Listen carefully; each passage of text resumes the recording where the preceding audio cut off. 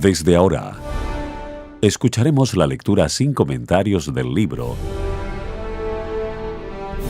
El conflicto de los siglos, escrito por Helena Harmon de White.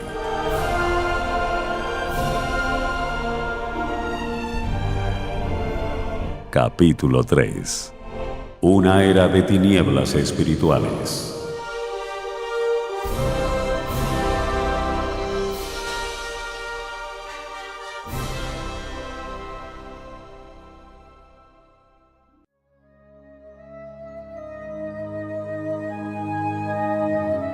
El apóstol Pablo, en su segunda carta a los tesalonicenses, predijo la gran apostasía que había de resultar en el establecimiento del poder papal. Declaró respecto al día de Cristo: «Ese día no puede venir sin que venga primero la apostasía, y sea revelado el hombre de pecado, el hijo de perdición, el cual se opone a Dios y se ensalza sobre todo lo que se llama Dios, o que es objeto de culto, de modo que se siente en el templo de Dios, ostentando que Él es Dios». Segunda de Tesalonicenses 2, 3 y 4. Y además, el apóstol advierte a sus hermanos que el misterio de iniquidad está ya obrando. Versículo 7. Ya en aquella época veía él que se introducían en la iglesia errores que prepararían el camino para el desarrollo del papado.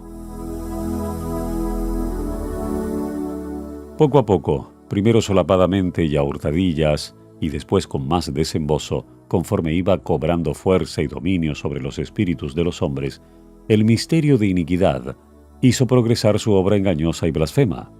De un modo casi imperceptible, las costumbres del paganismo penetraron en la iglesia cristiana. El espíritu de avenencia y de transacción fue coartado por algún tiempo por las terribles persecuciones que sufriera la iglesia bajo el régimen del paganismo. Mas habiendo cesado la persecución y habiendo penetrado el cristianismo en las cortes y palacios, la Iglesia dejó a un lado la humilde sencillez de Cristo y de sus apóstoles por la pompa y el orgullo de los sacerdotes y gobernantes paganos, y sustituyó los requerimientos de Dios por las teorías y tradiciones de los hombres. La conversión nominal de Constantino a principios del siglo IV causó gran regocijo, y el mundo, disfrazado con capa de rectitud, se introdujo en la Iglesia. Desde entonces, la obra de corrupción progresó rápidamente. El paganismo, que parecía haber sido vencido, vino a ser el vencedor. Su espíritu dominó a la Iglesia. Sus doctrinas, ceremonias y supersticiones se incorporaron a la fe y al culto de los que profesaban ser discípulos de Cristo. Esta avenencia entre el paganismo y el cristianismo dio por resultado el desarrollo del hombre de pecado, predicho en la profecía como oponiéndose a Dios y ensalzándose a sí mismo sobre Dios. Ese gigantesco sistema de falsa religión es obra maestra del poder de Satanás, un monumento de sus esfuerzos para sentarse él en el trono y reinar sobre la tierra según su voluntad.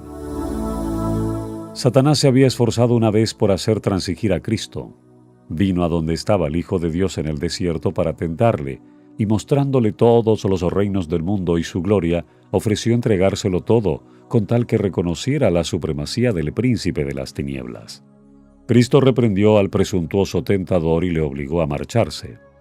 Pero al presentar las mismas tentaciones a los hombres, Satanás obtiene más éxito. A fin de asegurarse honores y ganancias mundanas, la Iglesia fue inducida a buscar el favor y el apoyo de los grandes de la tierra, y habiendo rechazado de esa manera a Cristo, tuvo que someterse al representante de Satanás, el obispo de Roma. Una de las principales doctrinas del romanismo enseña que el Papa es cabeza visible de la Iglesia Universal de Cristo y que fue investido de suprema autoridad sobre los obispos y los pastores de todas las partes del mundo. Aún más, al Papa se le han dado los títulos propios de la divinidad. Se le ha titulado Señor Dios el Papa y se le ha declarado infalible. Exige que todos los hombres se le rindan homenaje. La misma pretensión que sostuvo Satanás cuando tentó a Cristo en el desierto, la sostiene aún por medio de la Iglesia de Roma, y muchos son los que están dispuestos a rendirle homenaje. Empero los que temen y reverencian a Dios resisten esa pretensión, que es un desafío al cielo, como resistió Cristo las instancias del astuto enemigo. Al Señor tu Dios adorarás y a Él solo servirás. Lucas 4:8. Dios no ha hecho alusión alguna en su palabra a que Él haya elegido un hombre para que sea la cabeza de la Iglesia. La doctrina de la supremacía papal se opone abiertamente a las enseñanzas de las Santas Escrituras. Solo por usurpación puede el Papa ejercer autoridad sobre la Iglesia de Cristo. Los romanistas se han empeñado en acusar a los protestantes de herejía y de haberse separado caprichosamente de la verdadera Iglesia, pero estos cargos recaen más bien sobre ellos mismos. Ellos son los que arriaron la bandera de Cristo y se apartaron de la fe que ha sido una vez dada a los santos. Judas 3. Bien sabía Satanás que las Sagradas Escrituras capacitarían a los hombres para discernir los engaños de él y para oponerse a su poder. Por medio de la palabra fue como el mismo Salvador del mundo resistió los ataques del tentador. A cada asalto suyo, Cristo presentaba el escudo de la verdad eterna diciendo: «Escrito está». A cada sugestión del adversario oponía a él la sabiduría y el poder de la palabra. Para mantener su poder sobre los hombres y establecer la autoridad del usurpador papal, Satanás necesita que ellos ignoren las Santas Escrituras. La Biblia ensalza a Dios y coloca a los hombres, seres finitos, en su verdadero sitio. Por consiguiente, hay que esconder y suprimir sus verdades sagradas. Esta fue la lógica que adoptó la Iglesia romana. Por centenares de años fue prohibida la circulación de la Biblia. No se permitía a la gente que la leyese ni que la tuviese en sus casas. Y sacerdotes y prelados sin principios interpretaban las enseñanzas de ella para sostener sus pretensiones. Así fue como el Papa vino a ser reconocido casi universalmente como vicegerente de Dios en la tierra, dotado de autoridad sobre la Iglesia y el Estado. Una vez suprimido lo que descubría el error, Satanás hizo lo que quiso. La profecía había declarado que el papado pensaría mudar los tiempos y la ley. Daniel 7:25. No tardó en iniciar esta obra. Para dar a los convertidos del paganismo algo que equivaliera al culto de los ídolos y para animarles a que aceptaran nominalmente el cristianismo, se introdujo gradualmente en el culto cristiano la adoración de imágenes y de reliquias. Este sistema de idolatría fue definitivamente sancionado por decreto de un concilio general. Para remate de su obra sacrílega, Roma se atrevió a borrar de la ley de Dios el segundo mandamiento, que prohíbe la adoración de las imágenes, y a dividir en dos el último mandamiento para conservar el número de estos. El espíritu de concesión al paganismo fomentó aún más el desprecio de la autoridad del cielo. Obrando por medio de directores inconversos de la Iglesia, Satanás atentó también contra el cuarto mandamiento y trató de echar a un lado el antiguo sábado, el día que Dios había bendecido y santificado. Génesis 2, 2 y 3, para colocar en su lugar el día festivo observado por los paganos como el venerable Día del Sol. Este intento no se hizo al principio abiertamente. En los primeros siglos, el verdadero día de reposo, el sábado, había sido guardado por todos los cristianos, los cuales, siendo celosos de la honra de Dios y creyendo que su ley es inmutable, respetaban escrupulosamente la santidad de sus preceptos. Pero Satanás procedió con gran sutileza por medio de sus agentes para llegar al fin que se propusiera. Para llamar la atención de las gentes hacia el domingo, fue declarado día de fiesta en honor de la resurrección de Cristo. Se celebraban servicios religiosos en ese día. No obstante, se lo consideraba como día de recreo y seguía guardándose piadosamente el sábado.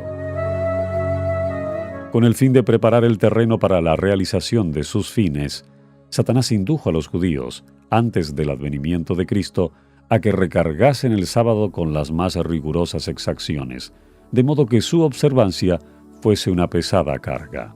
Aprovechándose luego de la falsa luz bajo la cual lo había hecho considerar, hízolo despreciar como institución judaica. Mientras que los cristianos seguían observando generalmente el domingo como día de fiesta alegre, el diablo los indujo a hacer del sábado un día de ayuno, de tristeza y de abatimiento, para hacer patente su odio al judaísmo.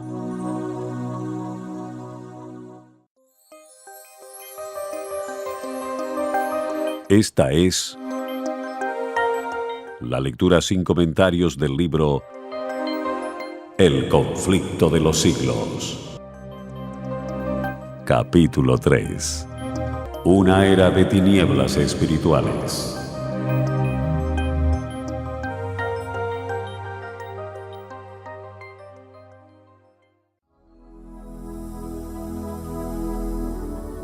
A principios del siglo IV, el emperador Constantino expidió un decreto que hacía del domingo un día de fiesta pública en todo el Imperio Romano.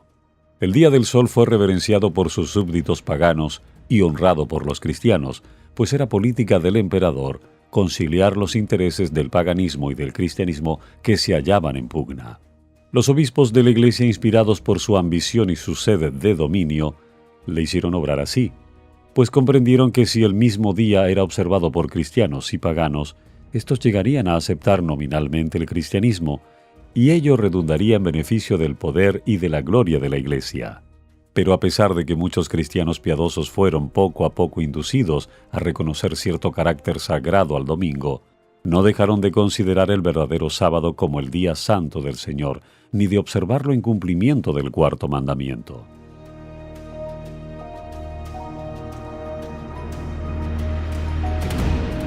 Pero no paró aquí la obra del jefe engañador.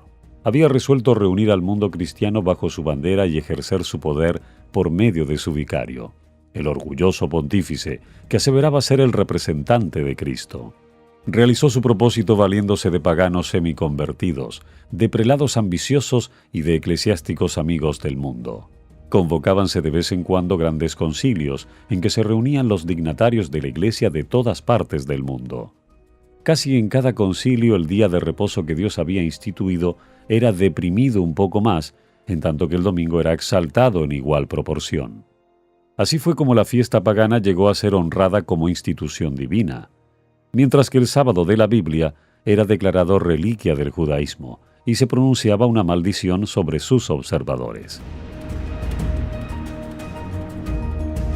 El gran apóstata había logrado ensalzarse a sí mismo sobre todo lo que se llama Dios o que es objeto de culto. Segunda de Tesalonicenses 2:4. Se había atrevido a alterar el único precepto de la ley divina que señala de un modo infalible a toda la humanidad al Dios viviente y verdadero. En el cuarto mandamiento, Dios es dado a conocer como el creador de los cielos y de la tierra y distinto, por lo tanto, de todos los dioses falsos. Como monumento conmemorativo de la obra de la creación fue santificado el día séptimo como día de descanso para el hombre. Estaba destinado a recordar siempre a los hombres que el Dios viviente es fuente de toda existencia y objeto de reverencia y adoración. Satanás se esfuerza por disuadir a los hombres de que se sometan a Dios y obedezcan a su ley, y por lo tanto dirige sus golpes especialmente contra el mandamiento que presenta a Dios como al Creador. Los protestantes alegan ahora que la resurrección de Cristo en el domingo convirtió a dicho día en el día del Señor. Pero las Santas Escrituras en nada confirman este modo de ver. Ni Cristo ni sus apóstoles confirieron semejante honor a ese día. La observancia del domingo como institución cristiana tuvo su origen en aquel misterio de iniquidad, versículo 7, que ya había iniciado su obra en los días de San Pablo. ¿Dónde y cuándo adoptó el Señor a este hijo del papado? ¿Qué razón válida puede darse en favor de un cambio que las Santas Escrituras no sancionan? En el siglo VI, el papado concluyó por afirmarse. El asiento de su poder quedó definitivamente fijado en la ciudad imperial, cuyo obispo fue proclamado cabeza de toda la Iglesia. El paganismo había dejado el lugar al papado. El dragón dio a la bestia su poder y su trono y grande autoridad. Apocalipsis 13:2. Entonces empezaron a correr los 1260 años de la opresión papal, predichan las profecías de Daniel y en el Apocalipsis. Daniel 7:25, Apocalipsis 3:5 al 7. Los cristianos se vieron obligados a optar entre sacrificar su integridad y aceptar el culto y las ceremonias papales, o pasar la vida encerrados en los calabozos, o morir en el tormento, en la hoguera, o bajo el hacha del verdugo. Entonces se cumplieron las palabras de Jesús. Seréis entregados aún de vuestros padres y hermanos y parientes y amigos, y matarán a algunos de vosotros. Y seréis aborrecidos de todos por causa de mi nombre. Lucas 21, 16 y 17. La persecución se desencadenó sobre los fieles con furia jamás conocida hasta entonces, y el mundo vino a ser un vasto campo de batalla. Por centenares de años la Iglesia de Cristo no halló más refugio que en la reclusión y en la obscuridad. Así lo dice el profeta. Y la mujer huyó al desierto, donde tiene lugar aparejado de Dios, para que allí la mantengan 1260 días. Apocalipsis 12:6.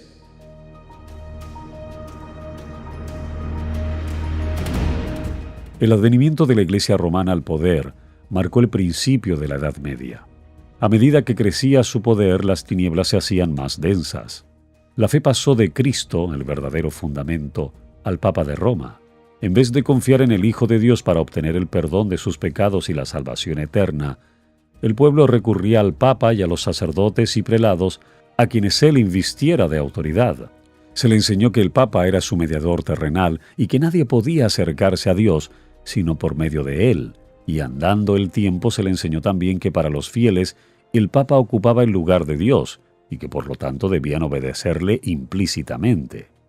Con solo desviarse de sus disposiciones, se hacían acreedores a los más severos castigos que debían imponerse a los cuerpos y almas de los transgresores.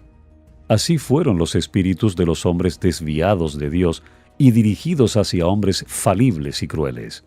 Sí, aún más, hacia el mismo príncipe de las tinieblas que ejercía su poder por intermedio de ellos. El pecado se disfrazaba como manto de santidad. Cuando las santas escrituras se suprimen y el hombre llega a considerarse como ente supremo, ¿qué otra cosa puede esperarse sino fraude, engaño y degradante iniquidad?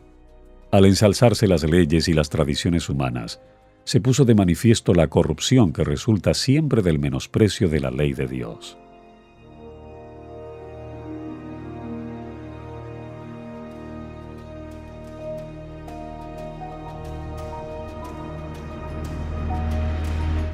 Días azarosos fueron aquellos para la Iglesia de Cristo. Pocos, en verdad, eran los sostenedores de la fe.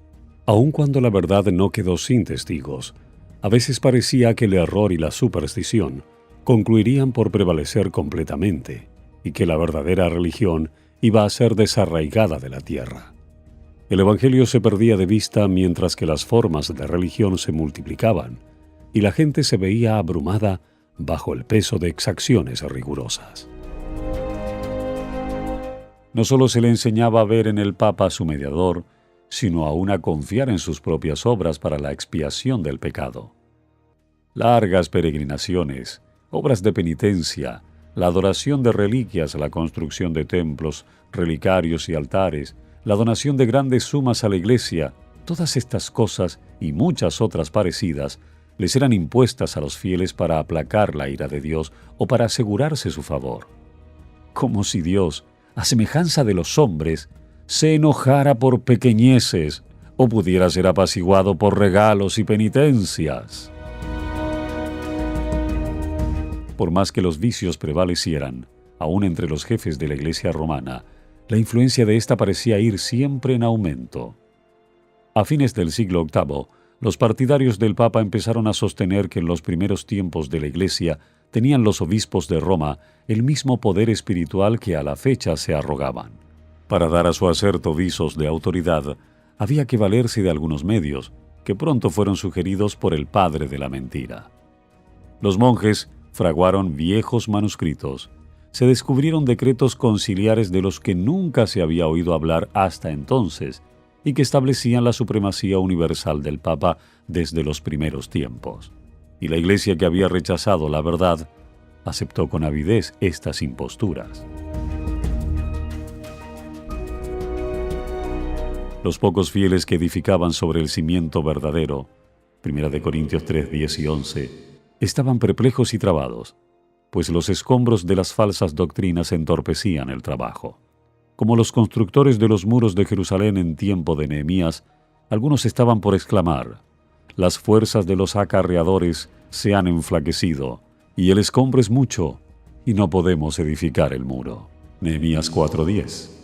Debilitados por el constante esfuerzo que hacían contra la persecución, el engaño, la iniquidad y todos los demás obstáculos que Satanás inventara para detener su avance, Algunos de los que habían sido fieles edificadores llegaron a desanimarse, y por amor a la paz y a la seguridad de sus propiedades y de sus vidas, se apartaron del fundamento verdadero.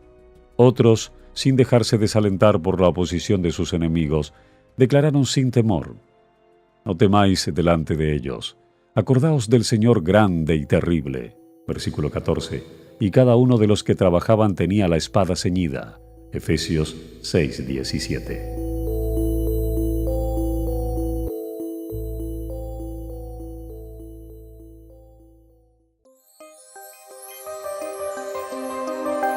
Esta es la lectura sin comentarios del libro El conflicto de los siglos. Capítulo 3. Una era de tinieblas espirituales.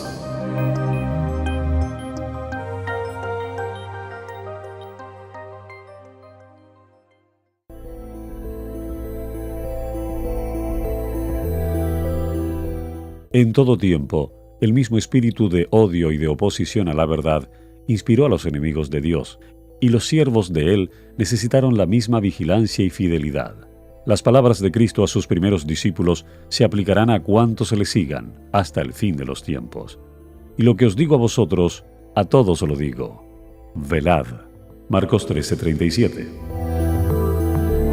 Las tinieblas parecían hacerse más densas. La adoración de las imágenes se hizo más general. Se les encendían velas y se les ofrecían oraciones. Llegaron a prevalecer las costumbres más absurdas y supersticiosas. Los espíritus estaban tan completamente dominados por la superstición que la razón misma parecía haber perdido su poder. Mientras que los sacerdotes y los obispos eran amantes de los placeres, sensuales y corrompidos, solo podía esperarse del pueblo, que acudía a ellos en busca de dirección, que siguiera sumido en la ignorancia y en los vicios. Las pretensiones papales dieron otro paso más, cuando en el siglo XI el Papa Gregorio VII proclamó la perfección de la Iglesia romana. Entre las proposiciones que él expuso, había una que declaraba que la Iglesia no había errado nunca ni podía errar, según las Santas Escrituras. Pero las pruebas de la Escritura faltaban para apoyar el aserto. El altivo pontífice reclamaba además para sí el derecho de deponer emperadores, y declaraba que ninguna sentencia pronunciada por él podía ser revocada por hombre alguno, pero que él tenía la prerrogativa de revocar las decisiones de todos los demás. En el modo en que trató al emperador alemán Enrique IV, nos pinta a lo vivo el carácter tiránico de este abogado de la infalibilidad papal. Por haber intentado desobedecer la autoridad papal, dicho monarca fue excomulgado y destronado.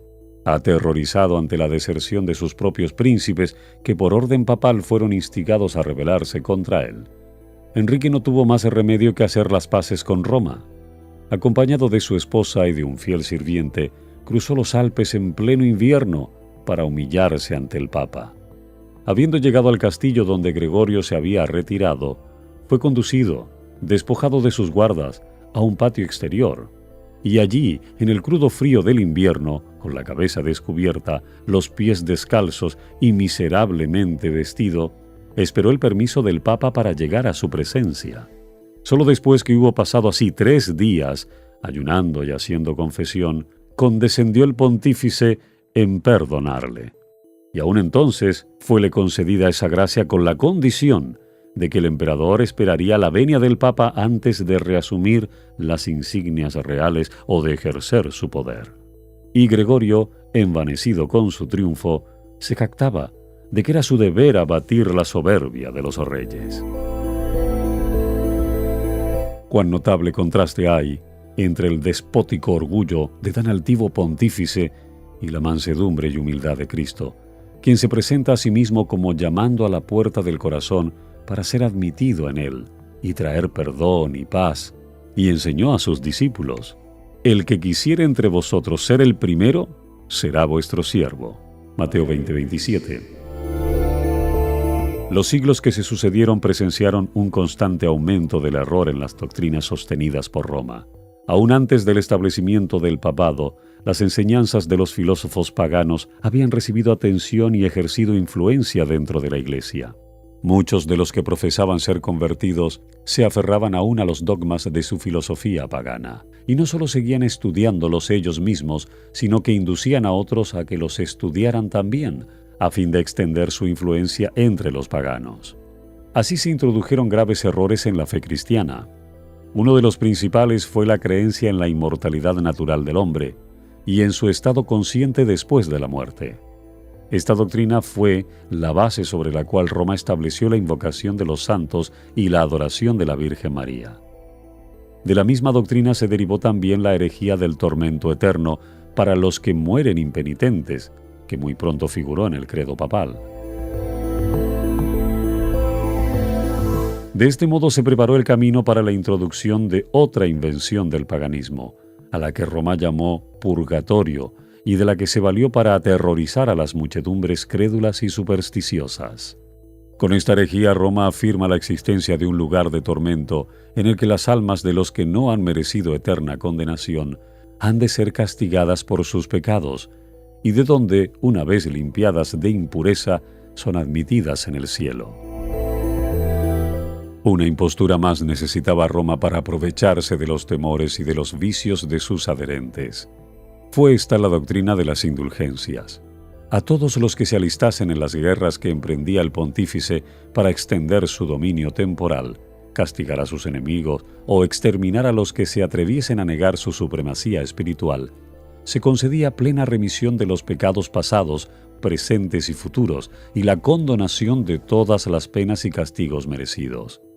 Se enseñó también al pueblo que por medio de pagos hechos a la Iglesia podía librarse uno del pecado y librar también a las almas de sus amigos difuntos, entregadas a las llamas del purgatorio.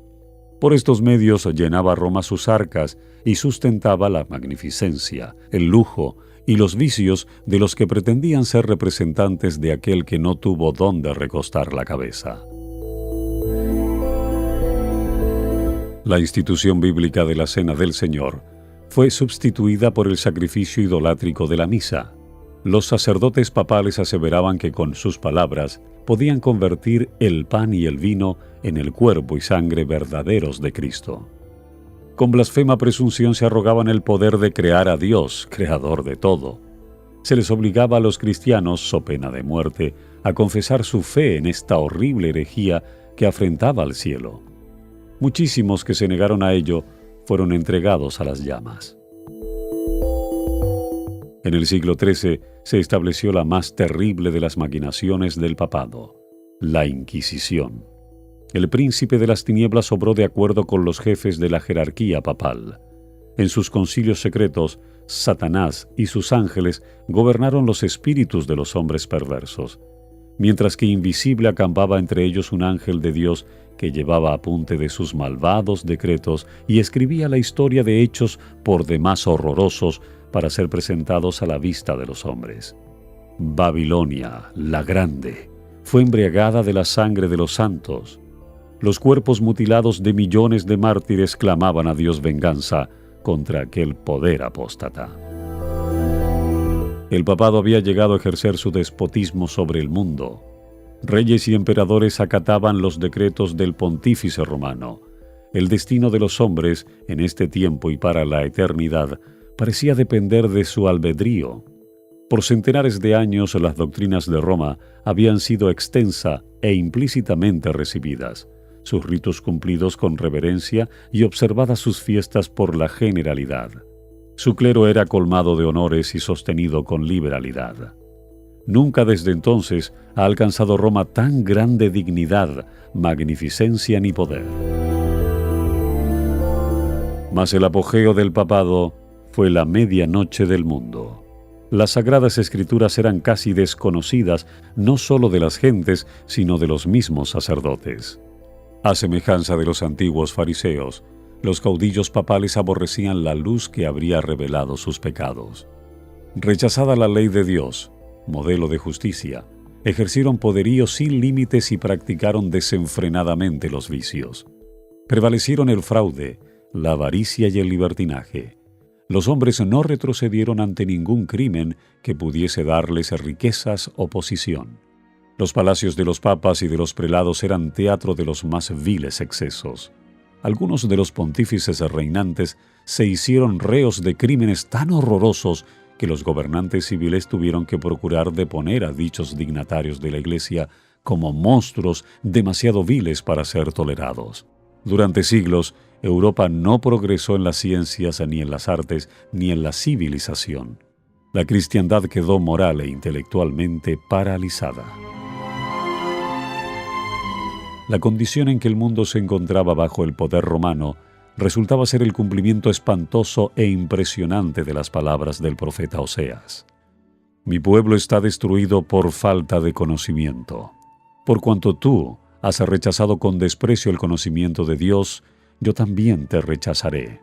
Puesto que te has olvidado de la ley de tu Dios, me olvidaré yo también de tus hijos. No hay verdad, y no hay misericordia, y no hay conocimiento de Dios en la tierra. No hay más que perjurio y mala fe, y homicidio, y hurto, y adulterio. Rompen por todo, y un charco de sangre toca a otro. Oseas 4:6 y 1 y 2. Tales fueron los resultados de haber desterrado la palabra de Dios.